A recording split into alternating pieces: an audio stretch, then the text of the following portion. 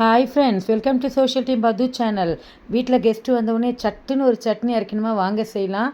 மிக்சியில் தக்காளி, வெங்காயம், பூண்டு, வெறும் மிளகாத்தூள், மஞ்சத்தூள், உப்பு போட்டு நல்லா அரைச்சிக்கோங்க. அவ்வளோதான் ஃப்ரெண்ட்ஸ். தக்காளி நிறைய போட்டுக்கோங்க. சின்ன வெங்காயம், பெரிய வெங்காயம் எது இருக்கோ அதை போட்டுக்கோங்க.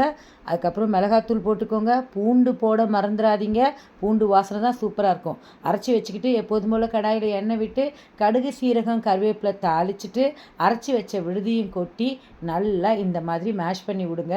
அரைக்கும்போது உப்பு போட மறந்துடாதீங்க ஃப்ரெண்ட்ஸ். அவ்வளோதான், ரெடி. காரத்துக்கு மட்டும் உங்களுக்கு ஏற்ற மாதிரி மிளகாத்தூள் போட்டுக்கோங்க.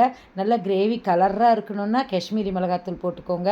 மிளகாத்தூள் இல்லைன்னா மிளகாவை நல்லா ஊற வச்சு போட்டுக்கோங்க. காஞ்ச மிளகான்றது உங்கள் விருப்பம், காரத்துக்கு ஏற்ற மாதிரி.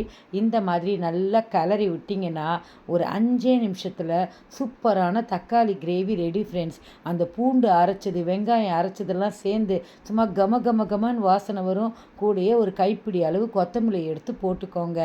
அவ்வளோதான். இதை விட டேஸ்ட்டாக வேறு ஒன்று இருக்குமா? இட்லி, தோசை, உப்புமா, சாதம் எல்லாத்துக்கும் சூப்பராக இருக்கும் ஃப்ரெண்ட்ஸ். நீங்கள் எந்த விதமான டிஃபன் பண்ணாலும் இந்த தக்காளி கிரேவி ரொம்ப நல்லாயிருக்கும். பசங்க தக்காளி சாப்பிட மாட்டேன், வெங்காயம் சாப்பிட மாட்டேன், பூண்டு சாப்பிட மாட்டேன்னு ஏமாற்ற முடியாது.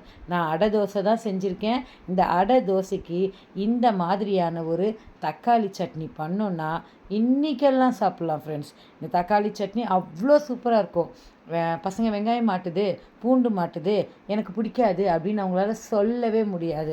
அப்போ அரைச்ச அடை மாவில் சூப்பரான அடை தோசை பண்ணியிருக்கேன்.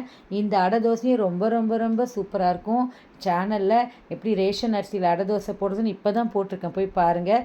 ரேஷன் பருப்பு, ரேஷன் பச்சரிசி, ரேஷன் புழுங்கலரிசி வச்சு சுட்ட அடை தோசை தான் இது சூப்பர் டேஸ்ட்டாக இருக்கும் ஃப்ரெண்ட்ஸ். இந்த அடை தோசைக்கு தான் நான் இந்த தக்காளி கிரேவி பண்ணியிருக்கேன். நாட்டு தக்காளியில் பண்ணுங்கள், பெங்களூர் தக்காளியில் பண்ணாதீங்க. நல்ல நாட்டு தக்காளி அரைச்சிட்டு பண்ணும்போது அந்த கலர் ரொம்ப நல்லாயிருக்கும். பிள்ளைங்களும் விரும்பி சாப்பிடுவாங்க. உங்கள் வீட்டில் எப்படி இந்த மாதிரி சட்னி பிடிக்குமா, இல்லை தேங்காய் சட்னி தான் பிடிக்குமா?